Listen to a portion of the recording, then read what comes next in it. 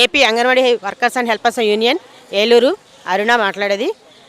మేము నిన్నటి నుంచి నిర్వాధిక సమ్మె అని చెప్పేసి మేము నోటీసులు ఎప్పుడో ఇచ్చి ఉన్నాము.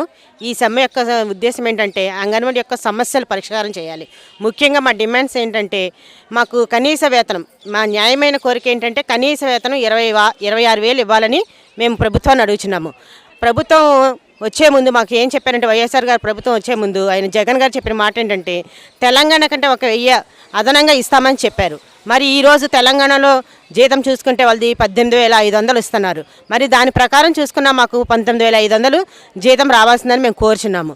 అయితే మాకు ఇంకా సుప్రీంకోర్టు గ్రాడ్యుటీ అమలు చేసింది. దాన్ని ఇంతవరకు మాకు తీర్పిచ్చింది. సుప్రీంకోర్టు గ్రాడ్యుటీ గురించి తీర్పిచ్చింది. దాన్ని అమలు చేయాలని మేము కోరుచున్నాము. అలాగే అంగన్వాడీ కేంద్రానికి ఇచ్చే సరుకులు నాణ్యమైనవిగా ఉండాలని మేము కోరుచున్నాం. ముఖ్యంగా గర్భవతులు బాలింతలకి వేసే ఎఫ్ఆర్ఎస్ యాప్ వల్ల చాలా ఇబ్బందులు గురవుతున్నాము. ఎందుకంటే గర్భవతి బాలింతలు వాళ్ళ అంగన్వాడీ కేంద్రాలకు వచ్చి రేషన్ తీసుకోవాలి అంటే వాళ్ళకి ఫేస్ యాప్ ఇస్తేనే వాళ్ళకి రేషన్ ఇవ్వాలి. మరి గర్భవతులు బాలింతలు అంగన్వాడీ కేంద్రానికి రావాలంటే వాళ్ళు సమస్యలు ఉంటాయి, లేదంటే డెలివరీ హాస్పిటల్లో ఉంటారు.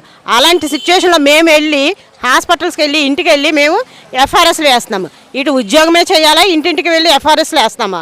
ఒక్కసారి ఈ సమస్యలన్నింటినీ కూడా ప్రభుత్వం పరిష్కరించాలని, అలాగే పెన్షన్ కోరుచున్నాము. అలాగే జీతంలో సగంది పెన్షన్ ఇవ్వాలని కోరుకుంటున్నాము. ఇవి మా ప్రధానమైన కోరికలు.